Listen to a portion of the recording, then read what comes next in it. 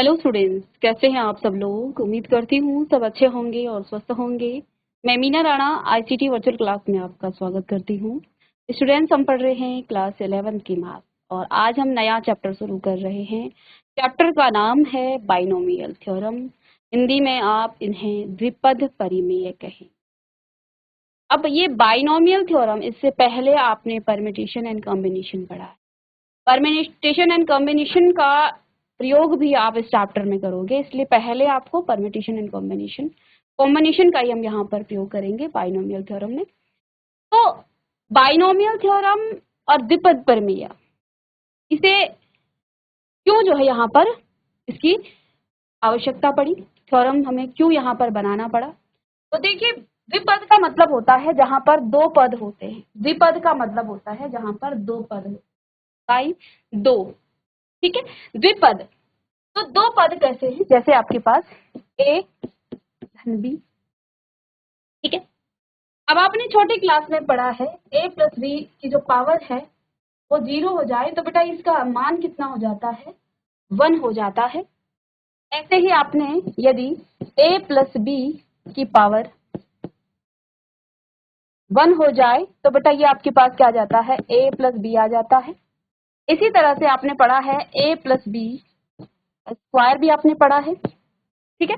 और इसका स्क्वायर हो जाता है a square plus 2ab plus B square, ठीक है। इसी तरह से आपने क्यूब का भी पढ़ा, a प्लस बी का होल क्यूब का फॉर्मूला भी आप जानते हो, a क्यूब। और देखिए, आप पढ़ते तो कैसे हैं, a cube plus B cube, but यहाँ पर हम क्या लिखेंगे, a cube plus 3a square b plus में 3b square A B 3ab square plus में आपका b square, sorry B cube,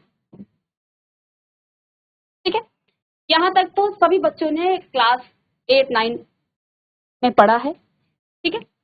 अब बाइनोमियल थ्योरम की हमें जरूरत क्यों पड़ी, जब हम इतना जानते हैं। लेकिन कभी बचा आपको यहाँ पर a प्लस बी की पावर 11 दी जाए, तब क्या आप इतने सारे फॉर्मूले जानते हो, a प्लस बी की पावर 11 को आप एक्सपेंड कर सकते हो? नहीं, इसका एक्सपेंड आप नहीं कर सकते हो। यहाँ तक कि आपको a प्लस बी की पावर, देखिए a प्लस बी की पावर 4 को भी आपको करने में टाइम लगेगा। कर तो आप लोगे, कैसे करोगे, आप लिखोगे a प्लस बी, फिर a प्लस बी 4 टाइम आप इसको करोगे, मल्टीप्लाई करके आपको कहीं ना कहीं ये मिल ही जाएगा। लेकिन जब हम बात करते हैं बहुत बड़ी जब पावर हो, दो पदों की जब पावर बहुत बड़ी हो, तब उस केस में आप कैसे, तो ऐसे द्विपद को का एक्सपेंशन करने के लिए हम क्या करते हैं, इनका प्रसार करने के लिए हम क्या करते हैं, बाइनोमियल थ्योरम का। अब ये बाइनोमियल थ्योरम क्या है, जो चीजें हमने अभी पढ़ी हैं। अब देखिए, ये जो हम पढ़ रहे हैं ये एक पैटर्न में यहाँ पर आ रहा है। हाँ, हम पास्कल थ्योरम पढ़ेंगे, पास्कल ट्राइंगल पढ़ेंगे, जिसमें हम इनके कोफिशिएंट निकालेंगे। अभी हम 4 को नहीं कर रहे हैं, यहाँ तक जहां तक हमने ये किया है a प्लस बी की power 0 whole power 0, a plus B की power whole power 1, a plus B का whole square, a plus B का होल क्यूब। यहाँ तक हम कुछ ऑब्जर्वेशन करेंगे और इस ऑब्जर्वेशन के द्वारा ही हम आगे की जो ये बाइनोमियल जो आपके पास द्विपद हैं इनका प्रसार करेंगे।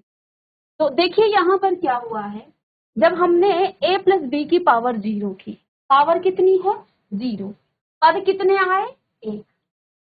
दूसरा देखिए a प्लस बी की पावर कितनी है 1, पद कितने आए 2। आपके पास थर्ड देखिए a प्लस बी की पावर कितनी है 2, अब पद कितने आ गए आपके पास 1 2 एंड 3 पद आए।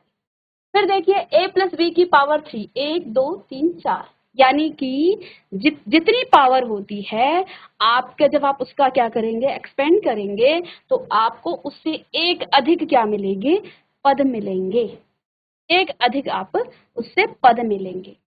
अब यहाँ पर आप देखिए a प्लस बी की पावर 0।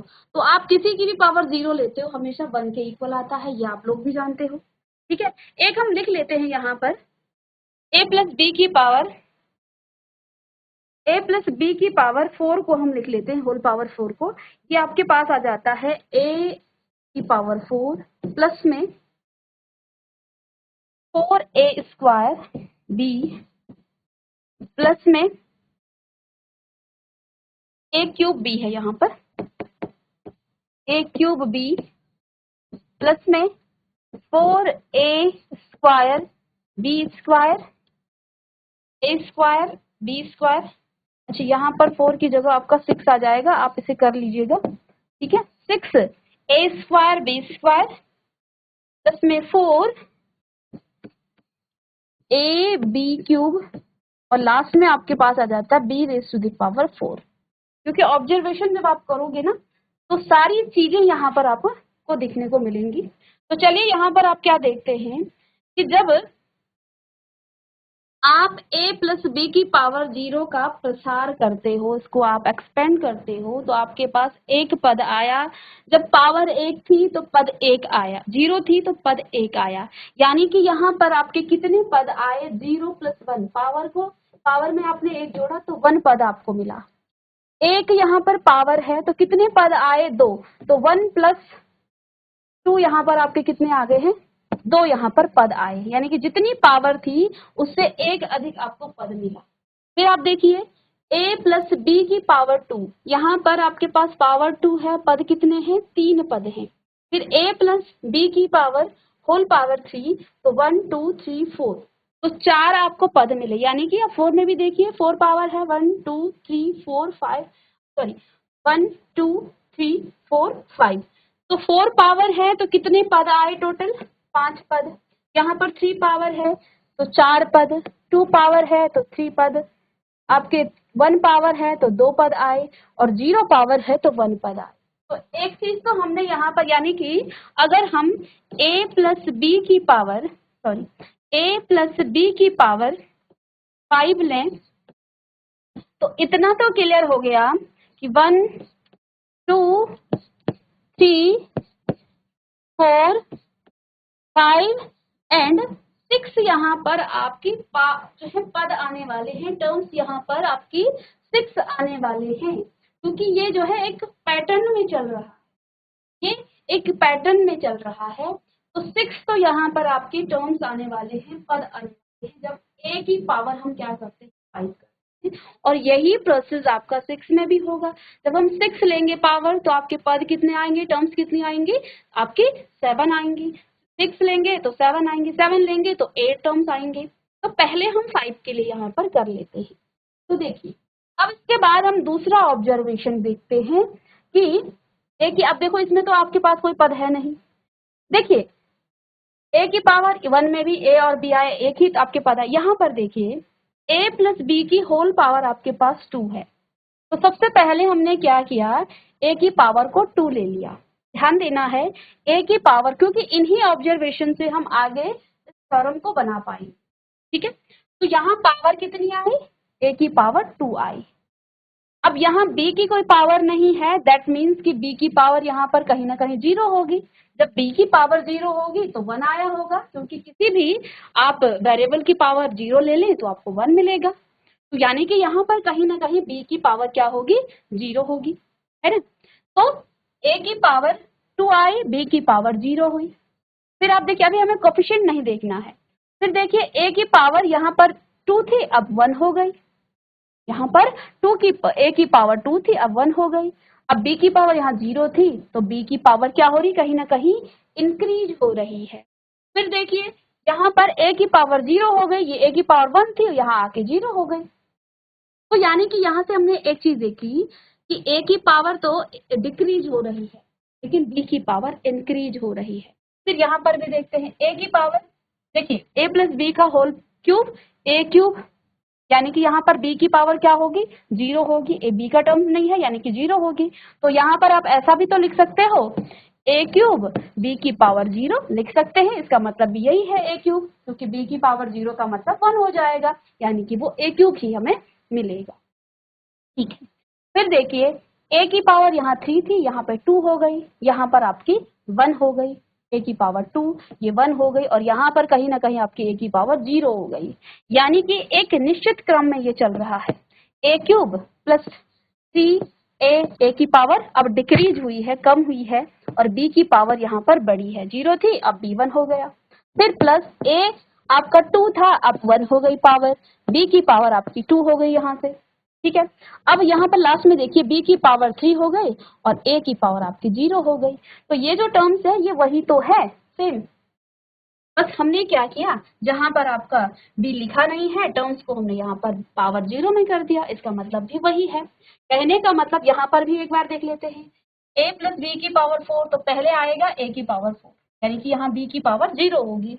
फिर देखिए a की पावर डिक्रीज होगी, और कहाँ तक डिक्रीज होगी, a की पावर 0 तक, यानी कि लास्ट वाला जो टर्म्स आएगा वो सिर्फ b की पावर में आएगा, ठीक है। तो एक चीज तो हमें समझ में आ गई है कि हम यहाँ पर पहली टर्म्स को क्या लिखें, ए और बी को, ए और बी को हम क्या लिखें, देखो a प्लस बी की पावर 2 हमने लिखा a स्क्वायर, तो बेटा a प्लस बी की पावर 5 हम लिख सकते हैं क्या, a की पावर 5, बिल्कुल लिख सकते हैं, a की पावर 5 लिख सकते हैं, ठीक है, कोई दिक्कत नहीं है, सब में ऐसा ही है, ऐसा ही चल रहा है। a की पावर 1 है तो 1 आया, a की पावर 2 है तो 2 आया, हमें यहाँ b नहीं लिखना है क्योंकि b का मतलब, इसका मतलब तो 1 हो गया, ठीक है, ये तो समझाने के लिए है। अब दूसरा टर्म्स आप देखिए हम कोफिशिएंट अभी नहीं बात करेंगे, कोफिशिएंट पर हम सिर्फ पावर पर देखेंगे।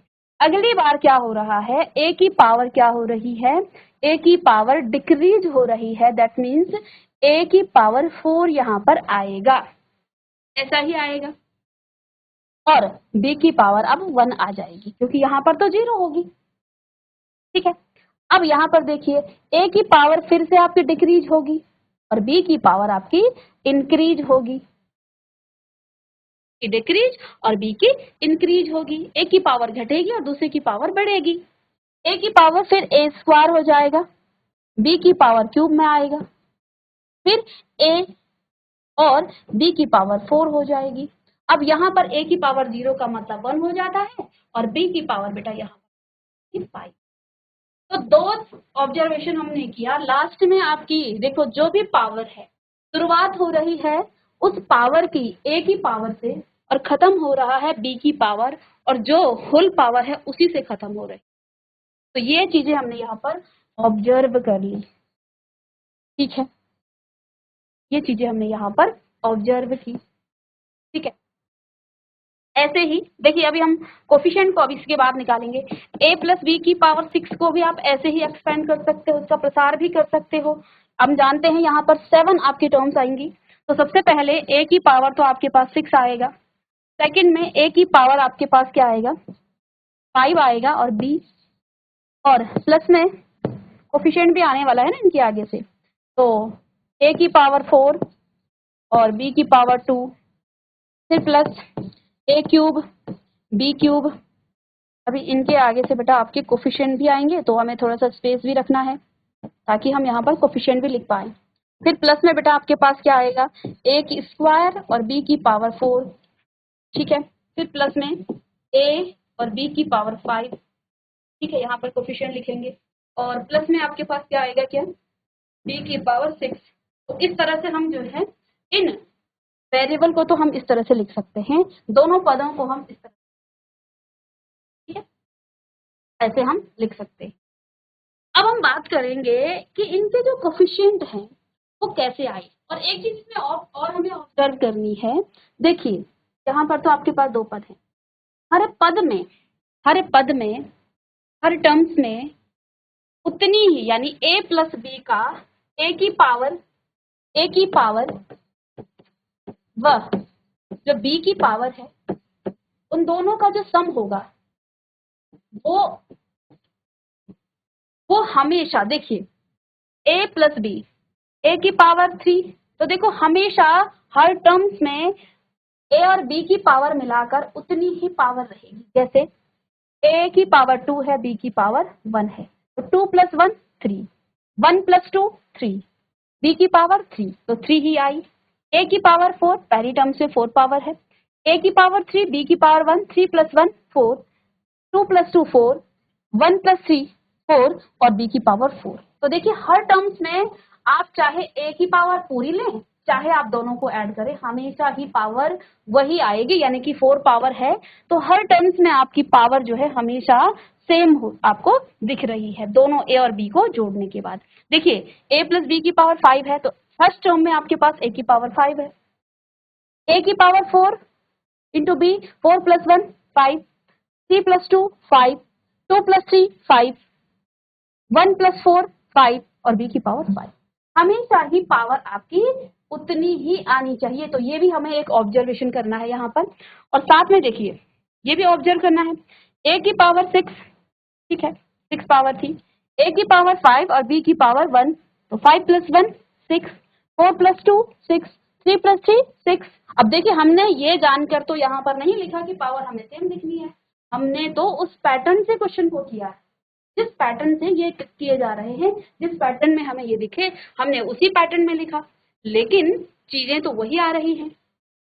3 + 3 6, 2 + 4 6, 1 + 5 6 और b की पावर 6।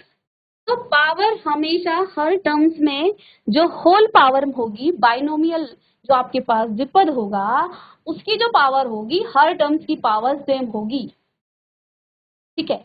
तो यहाँ पर हमने क्या क्या चीजें ऑब्जर्व की कि नंबर ऑफ टर्म्स पावर से एक ज्यादा होगी, जिस भी द्विपद का आप प्रसार कर रहे हो उसमें नंबर ऑफ पद यानी टर्म्स यानी कि किसके पदों की संख्या उस घात से एक अधिक होगी, पदों की संख्या घात से एक अधिक होगी। यहाँ घात 1 थी तो पद आए 2, यहाँ घात 2 थी तो पद आए 3, यहाँ घात 3 थी तो पद आए 4, यहाँ घात 4 थे तो पद आए आपके 5, इसमें घात 5 थी तो इसको भी आप जोड़ लें, इसमें आपके 6 पद आएंगे, 6 वाले पद में आपके 7 पद आएंगे, यानी कि नंबर ऑफ टर्म्स आपके पदों की संख्या कितनी होगी, एक अधिक होगी घात से।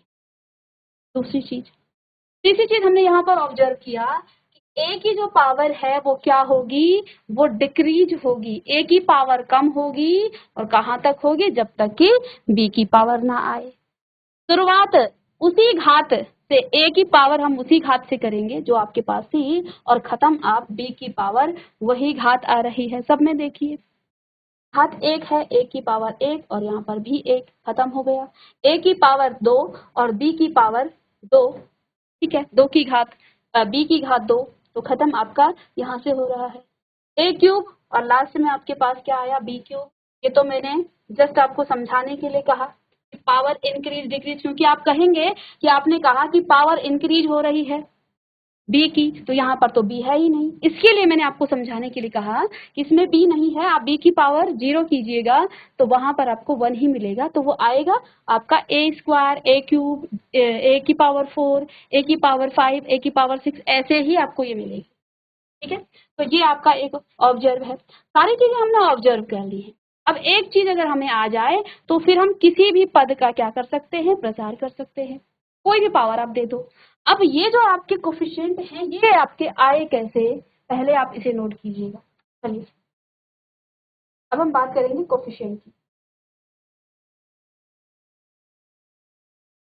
तो आइए यहाँ पर इसको थोड़ा सा छोटा कर दें ताकि हम पास्कल ट्राइंगल को यहीं पर बना करके फिर इनके कोफिशिएंट को भी हम लिख पाए। पास्कल त्रिभुज,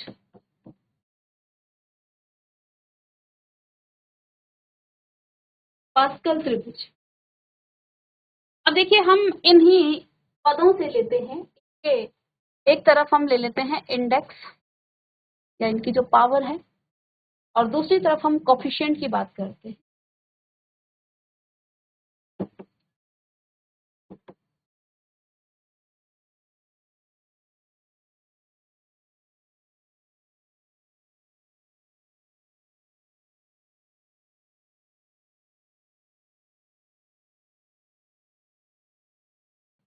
तो बेटा ध्यान दें, जब आपके पास 0 पावर थी तो कोफिशिएंट आपका क्या आया, 1 आया। कोफिशिएंट कितना आया, 1 आया, ठीक है। अच्छा जब आपके पास 1 पावर है तो आपके कोफिशिएंट कितने आ गए, 1 और 1। इसका कोफिशिएंट क्या है, एक 1 और इसका क्या है, 1 है, ठीक है। और इसी तरह से यदि पावर आपके पास 2 है तो कोफिशिएंट आपके पास क्या आगे हैं, 1 2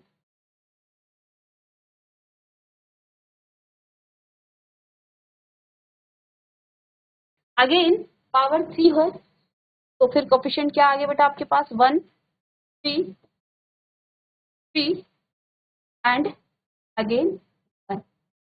अब 4 पावर पर देखते हैं, 4 पावर 1 4 6 4 एंड 1। अब 5 किया मैं नहीं पता 5 हमें कैसे, तो आप देख पा रहे हैं ये पास्कल ने एक ट्राइंगल दिया था। देखिए यहाँ पर देखिए इसका 1 का तो हमने एज इट इज लिखा, 1 + 1 हम यहाँ पर करते हैं, ये एक ट्राइंगल फॉर्म करता है, 1 + 1 2 है ना, अगेन 1 + 2 3 और ये भी एक ट्राइंगल फॉर्म कर रहा है, इसको दूसरे पेन से हम यहाँ पर, ठीक है, 1 + 2 आपका यहाँ पर, ऐसे ही 2 + 1 आपका 3 बनाएगा, 1 + 3 4 3 + 3 6 एंड 3 + 1 आपका 4। और अगर हमें आगे पावर चाहिए 5 और 6 की तो हम इसी तरह से क्या लिखेंगे, देखो 1 तो आपका ऐसे ही जाएगा, 1 का 1 हो जाएगा, 1 प्लस यहाँ हम लिखेंगे 5, कैसे 1 + 4 आपका 5 आ जाएगा। इसी प्रकार यहाँ से 6 + 4 आपका यहाँ पर 10 आ जाएगा, ठीक है, ऐसे ही 6 + 4 आपका 10 आ जाएगा और यहाँ पर 4 + 1 आपका आ जाएगा 5 और इसको एज इट इज आप लिखेंगे 1, ठीक है। ये हम पास्कल ट्राइंगल कर रहे हैं। 6 जब पावर होगी आपके पास तो 1 एज इट इज आप लिखेंगे, 1 + 5 6 हो जाएगा, 5 + 10 आपके पास 15 एंड 10 + 10 आपके पास 20, 10 + 5 आपके पास 15 एंड 1 को एज इट इज आप लिखेंगे, इधर भी 1 आपका एज इट इज लिखा जाएगा। यानी कि अब इनकी पावर को आप देखो हमने क्या किया, हमने इनको सीधे इनके कोफिशिएंट इस तरह से लिखे, तो पास्कल ट्राइंगल इस तरह से बनाया जाता है। ये आया कैसे, 1 + 1 आपका 2 हुआ, 1 को एज इट इज लिखते हैं, 1 + 2 आपका 3 हुआ, 2 + 1 आपका 1 हुआ, 1 को आप इसी तरह से लिखेंगे, नहीं है तो ये एक ट्राइंगल की तरह फॉर्म करता है, इस तरह से एक ट्राइंगल फॉर्म करता है और अंदर भी आप देखिए छोटे छोटे इसमें ट्राइंगल फॉर्म हो रहे हैं, ठीक है स्टूडेंट्स। तो यानी कि अब कोफिशिएंट जब हम बात करते हैं तो देखिए फर्स्ट में आपके पास 5 पावर में ये वाला है और 6 पावर आपका ये है, ठीक है, तो 1 आपका कोफिशिएंट आया, ठीक है। फिर आपके पास क्या आएगा 5, यहाँ पर 5 के बाद आपके पास 10 आ जाएगा, 10 के बाद अगेन 10 आएगा, फिर आपके पास 5 आएगा और फिर ये 1 ही है आपका, ठीक है। 6 में आप लें तो 1 आया, फिर आपके पास क्या आया, ये तो a है, a की पावर 5, तो 6 आप यहाँ पर लिखेंगे, फिर 15 आ जाएगा, फिर आपके पास 20 आ जाएगा और फिर 15 आ जाएगा और 15 के बाद 5 + 1 यहाँ पर आना चाहिए और ये 1 आपका आगे आना चाहिए ना, 5 + 1 आपका और 1 आपका इधर से आगे जाएगा, तो यहाँ पर बेटा आपके पास आएगा क्या, ये तो 15 आ गया और यहाँ पर 6 और आगे आपके पास पावर 1 आ, तो ये आपका क्या है, पास्कल ट्राइंगल है। अब ये तो हमने सीख लिया कि ठीक है, अब इन द्विपद को हम इस तरह से प्रसार करेंगे, इस तरह से इसे लिखेंगे, लेकिन क्या हम हर बार कोफिशिएंट निकालने के लिए इतने सारे इसके कोफिशिएंट निकालेंगे, पास्कल ट्राइंगल भी बनाएंगे तो हमें सारे टर्म्स निकालने पड़ेंगे। 20 तक अगर हमें a + b की पावर 20 निकालना है तो हमें क्या करना पड़ेगा, 1 से लेके और 20 तक पास्कल ट्राइंगल बनाना पड़ेगा। अब यहाँ पर क्या किया जाता है, जो ये कोफिशिएंट है ये तो हमें समझ में आ गई, टर्म्स को तो हम लिख लेंगे, हमने कुछ ऑब्जर्वेशन किया और ऑब्जर्व करके देखा कि हम टर्म्स को किस तरह से लिख सकते हैं, पावर्स को किस तरह से लिख सकते हैं, ए और बी की पावर को, और कैसे इसे लिखा जाता है, कितने नंबर्स ऑफ टर्म्स आते हैं, इसमें तो कोई दिक्कत नहीं है। अब दिक्कत कहाँ आई, इस पास देखो ये आया कैसे, ये पास्कल ट्राइंगल से आया, बट जब हमें बहुत बड़ी पावर लेनी हो, हमें 100 लेनी हो, तब क्या हम इतने सारे पास्कल ट्राइंगल बना करके उसके कोफिशिएंट को लिखेंगे। अब ये जो आपके पास पास्कल ट्राइंगल है, इसका हम कॉम्बिनेशन से सॉल्यूशन करते हैं, ठीक है, तो हम कॉम्बिनेशन से सॉल्यूशन करते हैं, इतना आप आज लिख लीजिएगा। कल की क्लास में हम इस पास्कल ट्राइंगल को कॉम्बिनेशन में आप कैसे लिखते हैं, यानी कि हमने पढ़ा था ना एनसीआर, तो ये जो वैल्यूज हैं 1 2 इन सब को एनसीआर में हम लिखते हैं, कल की क्लास में इसे बताएंगे, तो इसको आप नोट कीजिएगा, और ये बहुत इंपॉर्टेंट कॉन्सेप्ट है। और बाकी सीधे डायरेक्ट हम अगर परिमेय बता पर उस पर क्वेश्चन भी कर सकते थे, बट कॉन्सेप्ट जानना जरूरी है, इसको आप नोट कीजिए।